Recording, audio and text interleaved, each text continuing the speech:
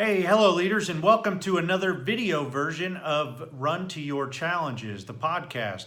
So in the video version, this is where I really, I'm recording the podcast and you're gonna see all of my bloopers and mistakes, as you will, because I don't edit those out in the video version. You see the real me.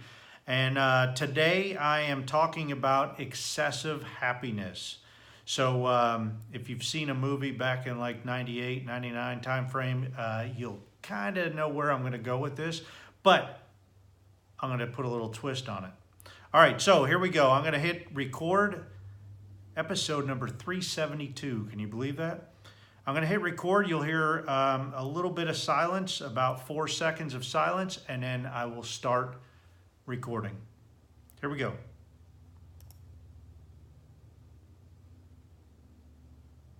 Hello leaders, and welcome back to another episode of Run to Your Leadership Challenges. Hey, let me ask you a question. Have you ever considered yourself to have excessive happiness? How about at work?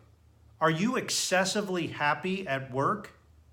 How about your team members? Would you consider any of them to be excessively happy at work? Well, today I want to share a story about somebody who smiles so much that his cheeks hurt.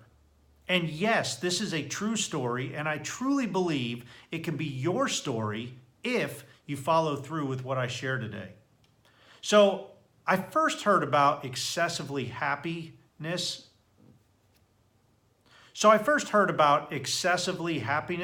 in 1998 or 99 when I first saw a movie called Patch Adams. Now, the movie's based on a true story about a doctor named Hunter Patch Adams when he was in medical school. And Robin Williams played the role of Patch Adams in the movie. And Patch was accused of being excessively happy by the dean of the med school, something the dean had no tolerance at all for in medical school.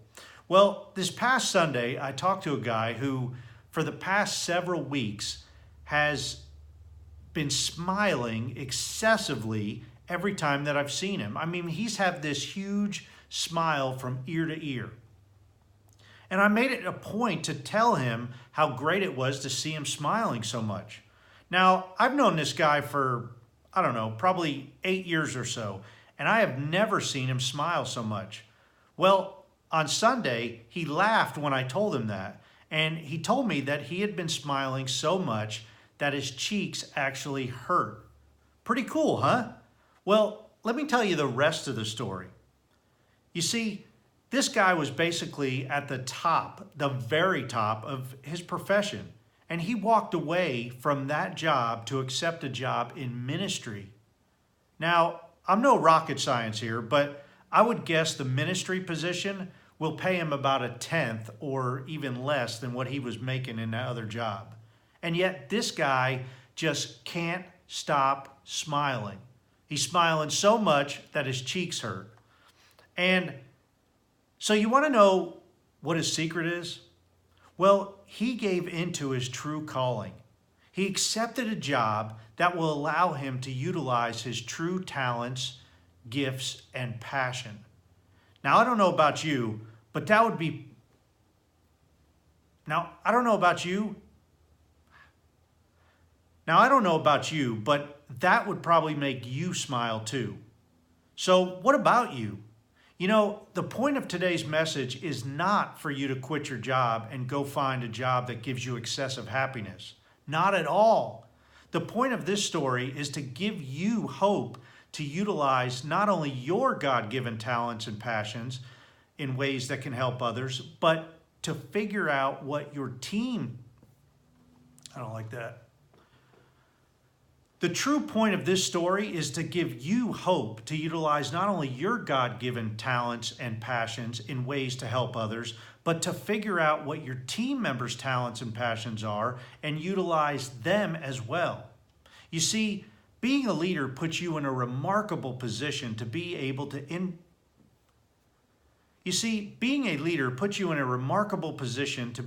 influence people in ways that you never imagined. And you probably don't even begin to understand the degree of influence that you have on others. But even more than that, you as a leader change the world every day. Now, I know that that may seem like a stretch to many of you listening, but you never know what the people on your team are capable of until you start utilizing their true gifts, talents, and passions. So think about it. Are your team members excessively happy? Are they smiling so much that their cheeks hurt? If not, think about what you can do as their leader to bring out more happiness in them.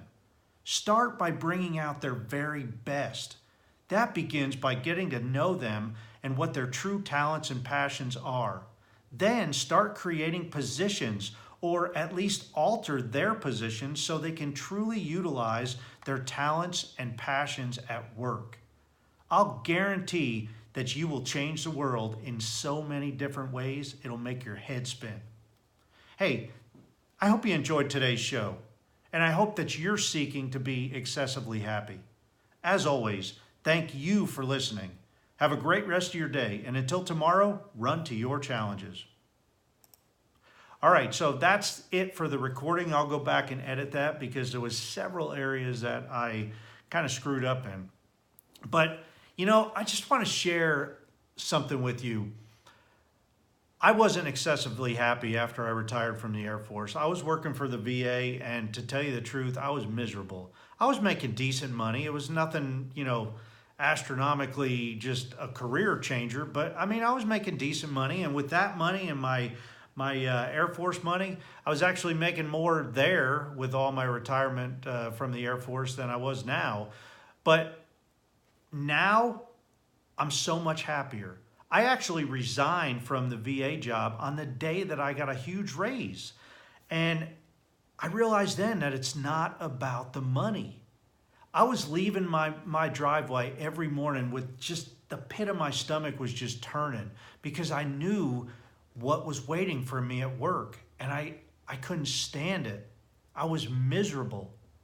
I was stressed out. I wasn't doing anything that I was truly made to do. Now, I do all these podcasts and videos for free, but it's what I love. And it gives me an opportunity to help others. It gives me an opportunity to pour into others. And that is truly what I love doing. So I don't know what your true passions are. I don't know what your true gifts are, but I really want to inspire you today to find them, to discover what you do really good. What makes you, as my wife says to me, when I start doing stuff and I start teaching, I start bouncing. I teach at Webster University in the evenings, and when I start talking about things that I'm really passionate about, this is the way I get. I get really super excited. And what I'm doing now as a leadership coach, a trainer, a speaker, it gives me those opportunities to really do that.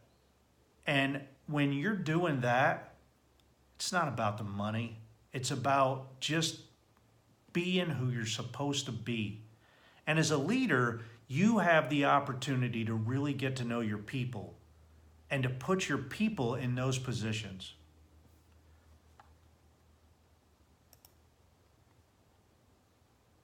So that's all I got for you today.